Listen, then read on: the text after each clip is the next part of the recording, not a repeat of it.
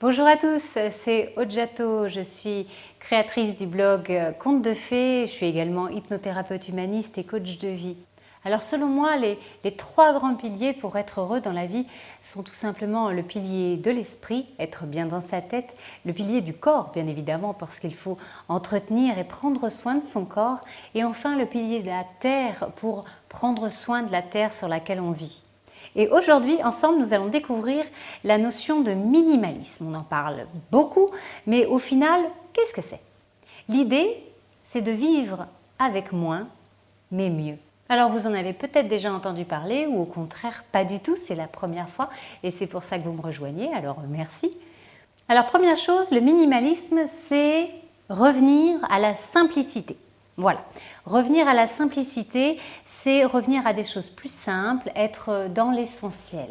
C'est en fait une rupture, on peut appeler ça comme ça, avec la société de consommation, voire la société de surconsommation dans laquelle nous vivons, dans laquelle j'ai vécu, j'en suis sortie.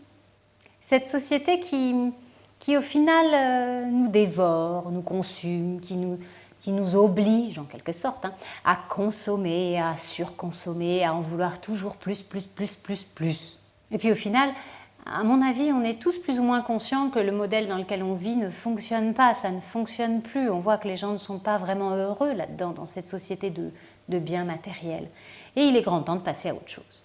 Il faut bien comprendre que c'est avec l'industrialisation du XXe siècle en fait, qu'on a finalement perdu la notion de simplicité, d'essentiel dans la vie.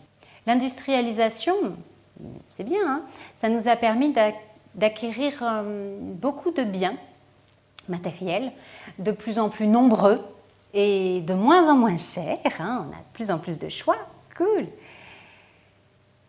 Mais c'est aussi au détriment de la planète, au détriment de notre environnement, de l'air que nous respirons, des choses que nous mangeons, et puis de tout ce que l'on va laisser aux futures générations. C'est aussi au détriment de certaines populations à travers le globe, au détriment de certains enfants qui fabriquent les choses que nous portons, que vous portez. C'est de prendre conscience de cette société voilà, qui, pour la plupart, nous manipule complètement et de pouvoir s'en sortir.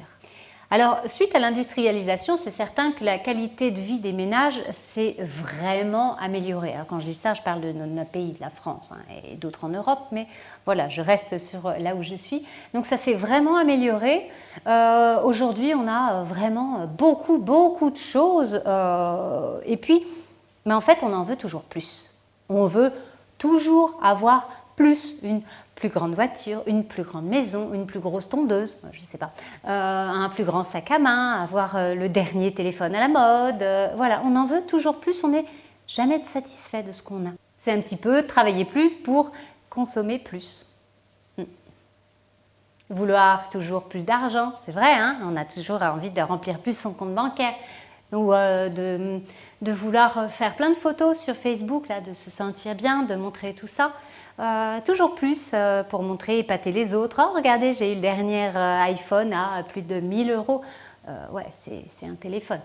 L'idée, c'est de pouvoir se recentrer sur ses besoins, sur soi également, et de dire stop, j'en ai marre. Je pense qu'il y a, et je ne suis pas la seule à le dire, hein, il y a vraiment urgence à ralentir, à arrêter cette consommation.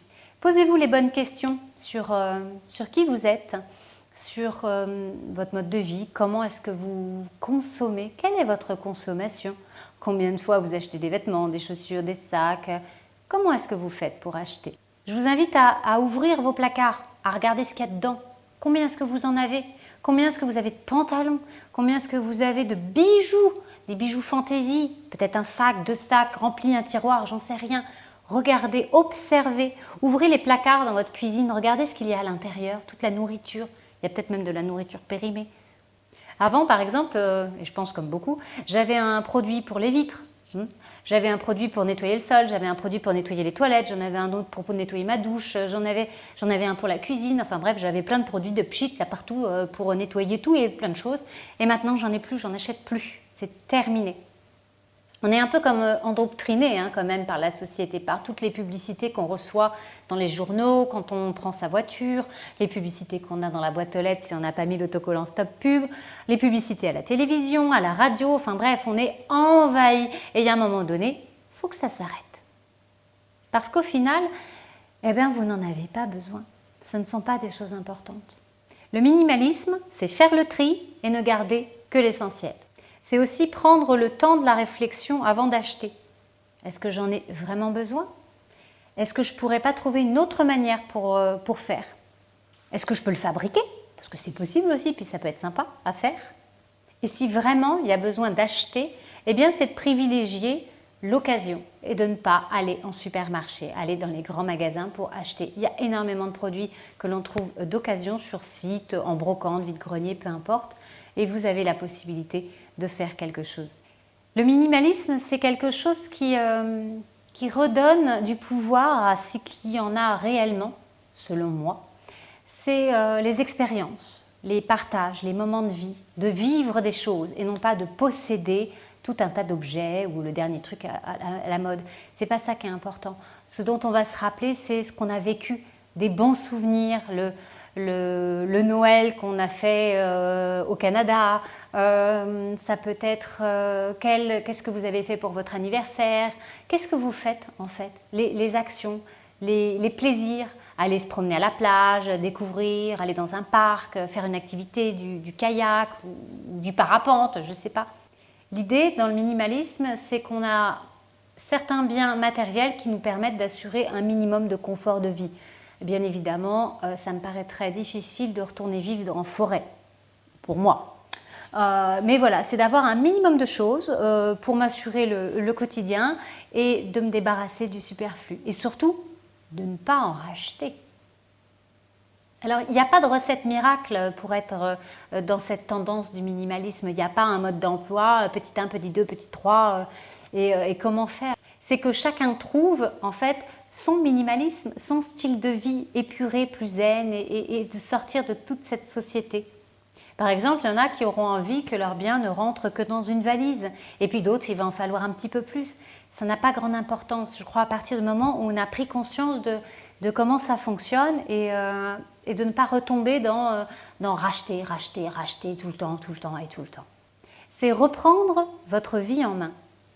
Moi, j'entends souvent des personnes qui me disent « Oh, de toute façon, qu'est-ce qu'on peut faire? On ne peut rien y changer, c'est sûr. » Bip. Mauvaise réponse. Vous pouvez faire quelque chose à votre niveau. Si toutes les personnes faisaient quelque chose, c'est certain que ça changerait. Vous pouvez reprendre votre vie en main, dire non aux publicités, éteindre la télé, éteindre les publicités à la radio, ne plus les recevoir, par exemple. Ça peut être de redevenir actif dans ce que vous faites et ne plus suivre le quotidien, le train-train d'achat, etc., de consommation. Non, de sortir de ça.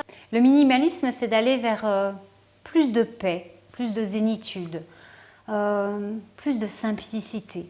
C'est se désencombrer à l'extérieur et c'est aussi se désencombrer à l'intérieur, faire tout un travail sur soi, sur sa vision de qui on est et du monde qui nous entoure. C'est tout un ensemble. Moi, au stade où j'en suis, je ne regarde plus les publicités, ça ne m'intéresse plus du tout. Je ne vais plus dans les magasins, je ne vais plus faire de shopping comme je pouvais faire avant. Pour moi, maintenant, ce serait une perte du temps. Je suis vraiment sortie de tout ça et je suis passée à autre chose. Et j'ai énormément de temps pour mes loisirs, ou juste pour me reposer, pouvoir m'allonger dans le jardin, aller sur la plage, me détendre, prendre le soleil. Et c'est cool, c'est plus détendu. J'ai plus les envies que j'avais avant d'acheter tel ou tel sac, d'être à la mode, non, ça ne m'intéresse plus. J'ai des choses que j'aime bien, des vêtements auxquels je tiens, des bijoux, quelques-uns. Et voilà, ça me suffit, je suis heureuse et je me sens épanouie dans ce mode de vie. Et j'aimerais vraiment, peut-être par cette vidéo, vous inspirer et vous dire que oui, c'est possible, vous pouvez faire quelque chose. Je suis sur le chemin du minimalisme, on ne peut pas dire que j'ai déjà tout fait. Non, c'est faux, il m'en reste encore et je le sais et c'est cool. Mais en tout cas, voilà, plus j'en enlève et plus je m'allège.